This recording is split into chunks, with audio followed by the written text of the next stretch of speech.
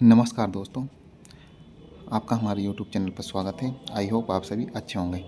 तो साथियों, आज की क्लास में हम बात करने वाले हैं शैक्षिक उद्देश्यों में हमने ज्ञान पक्ष अवबोध का डिस्कशन कर लिया था।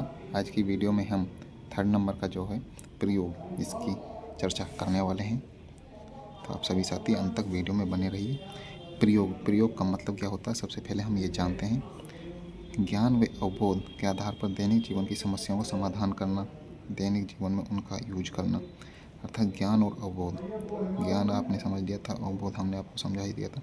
इनके आधार पर दैनिक जीवन की जो समस्या हैं उनका समाधान करना। ये लाइन आपको याद रखनी है साथियों, दैनिक जीवन समस्याओं का समाधान करना और जीवन में इसे प्रयोग करना। गणित विषय में इसका सर्वाधिक प्रयोग होता है, प्रयोग का, क्योंकि हम दिन भर में बहुत सारी गणितीय समस्याओं का सॉल्व करते रहते हैं। व्यवहारिक शब्दावली में उपयोग करना, निर्माण करना, समाधान करना, स्थापित करना, जिसमें समाधान करना आपको ज़रूर याद रखना है, क्योंकि इन सब से तो आप आइडिया लगा ही लेंगे कि ये प्रयोग में आते हैं।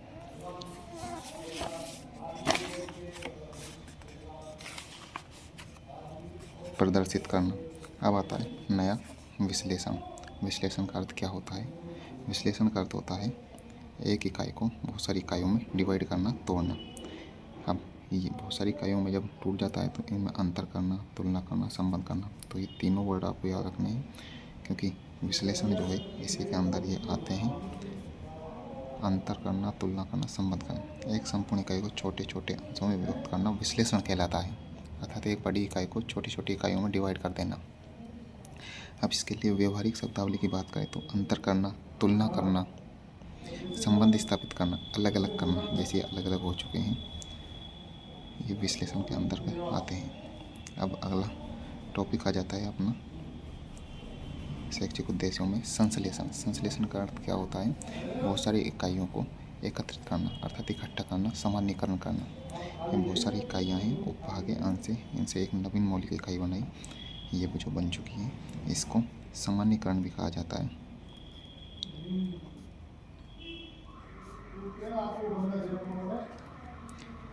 व्यवहारिक शब्दावली की बात करें तो रचना करना, रचनात्मकता, क्योंकि नई इकाई की रचना हो चुकी है, तो संश्लेषण में रचना करना, सामान्यीकरण, संगठित करना, सिद्ध करना, एकत्रित करना।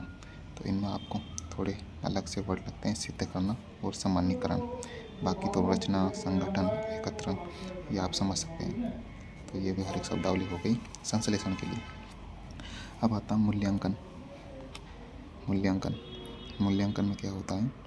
ये ज्ञानात्मक पक्ष के अंदर ही, शैक्षिक उद्देश्य के ज्ञानात्मक पक्ष के अंदर ही ये चल रहे हैं। तो अब आता है मूल्यांकन। मूल्यांकन का अर्थ होता है ज्ञानात्मक पक्ष का सर्वोच्च स्तर।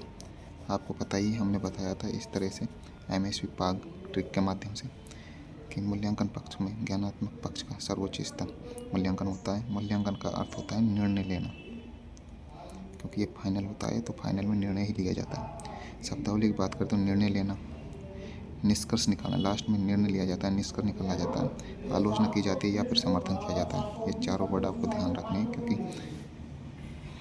इनमें से कोई भी एक को हटाकर आपसे पूछ लिया जाएगा कि कौन से ज्ञानात्मक पक्ष के मूल्यांकन पक्ष से संबंधित हैं या नहीं है।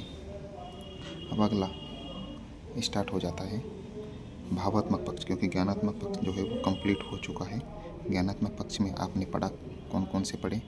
तो देखिए, ज्ञानात्मक पक्ष के अंतर्गत आपने ज्ञान पढ़ा, अवबोध पढ़ा, प्रयोग पढ़ा, प्रयोग के बाद आपने विश्लेषण पढ़ा, फिर संश्लेषण पढ़ा, और संश्लेषण के बाद 6ठे नंबर पर सबसे उच्च स्तर मूल्यांकन पढ़ा। अब इनके बाद अब नया पक्ष स्टार्ट होता है भावात्मक पक्ष। भावात्मक अर्थात जो हमारे हार्ट से रिलेटेड होता है। BS ब्लूम और उनके साथी क्राथवाल मसीहा ने 1964 में भावात्मक पक्ष को परिभाषित किया और इस पर एक पुस्तक दी। पुस्तक का नाम था taxonomy of educational objectives, handbook second affective domain. Bloom ने रुचि, अभिवृत्ति, मूल्य, गुण विवेचन तथा समायोजन के आधार पर भावात्मक पक्ष को 5 भागों में बांटा।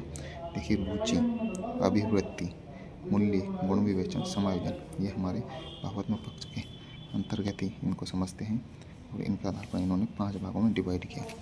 5 भाग कौन कौन से इन्होंने बताए, तो इन्होंने सरल से जटिल की ओर, निम्न स्तर से उच्च स्तर की ओर इस तरह से बताया। सबसे निम्न स्तर पर आग्रहण, अनुक्रिया, अनुमूल्यन, संगठन, चरित्रीकरण। ये आपको इसी तरह सीक्वेंस में याद रखें कि सर्वोच्च स्तर चरित्रीकरण और सबसे लो स्तर आग्रहण होता है, क्योंकि इनमें से ही आपको सीक्वेंस जमाने के लिए पूछा जा सकता है। तो ये प्रकार इसके कितने हो गए, टोटल 5, 1, 2, 3, 4 और सर्वोच्च स्तर 5। इसकी भी आप कोई ट्रिक बनाकर याद रख सकते हैं, याद कर सकते हैं। मेरी जो ट्रिक है वो मैंने इस तरह से इनको याद किया है कि चरित्र संग अनु क्रिया आग्रह करती है, आग्रह, चरित्र संग अनुक्रिया आग्रह करती है, अर्थात चरित्रीकरण, संगठन, अनुमूल्यन और क्रिया से अनुक्रिया, आग्रह से आग्रहण। अब इनका मतलब हम आपको बताएं तो साथियों, आग्रहण का मतलब होता है ग्रहण करना, अर्थात कुछ भी ज्ञान है या कुछ भी है उसको सबसे पहले ग्रहण किया जाता है। ग्रहण कर लेते हैं तो उसके पश्चात उसके प्रति कोई ना कोई रिएक्शन किया जाता है, क्रिया की जाती है। ग्रहण के बाद उसके प्रति क्रिया, उसे अनुक्रिया कहते हैं।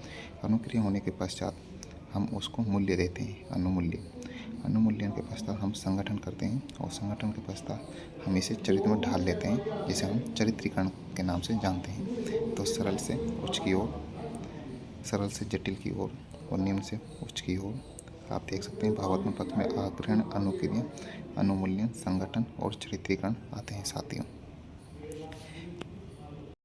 आग्रहण का मतलब आखिर होता क्या है, तो साथियों आग्रहण का मतलब होता है भावात्मक पक्ष का प्रथम उद्देश्य। चूँकि आपको पता है इन सबसे निम्न स्तर पर फैला उद्देश्य है भावात्मक पक्ष का प्रथम उद्देश्य। तो भावात्मक पक्ष का पहला उद्देश्य आग्रहण है और सबसे लो स्तर पर होता है, ठीक है। इसमें बच्चों को प्रेरित किया जाता है ताकि वे ग्रहण कर सकते हैं, अर्थात आग्रहण का मतलब ग्रहण करना होता है। सूचनाओं को ग्रहण करने के लिए इच्छा जागरूकता का होना जरूरी है। आग्रहण मतलब ज्ञान को ग्रहण करना। अब आता है अनुक्रिया, जो कि सेकंड स्टेप होता है। इसका अर्थ है सूचना को जब ग्रहण कर लिया जाता है आग्रहण में, उसके पश्चात उसके प्रति जो क्रिया की जाती है वो अनुक्रिया होती है, जैसे कि सहमति देना और ना देना। अनुमूल्यन अर्थात अनुक्रिया के बाद मूल्यों के प्रति बालक अपने भावों को प्रकट करता है। अनुक्रिया जब हो जाती है तो बालक अपने भावों को प्रकट करता है, मूल्यों को स्वीकार करता है, प्राथमिकता देता है, उनके प्रति निष्ठा रखता है। यह अनुमूल्यन हो जाता है। अब अगला होता है संगठन, मूल्यों का स्थायीकरण करना, अर्थात मूल्यों को स्पष्ट अवधारणा बना लेना।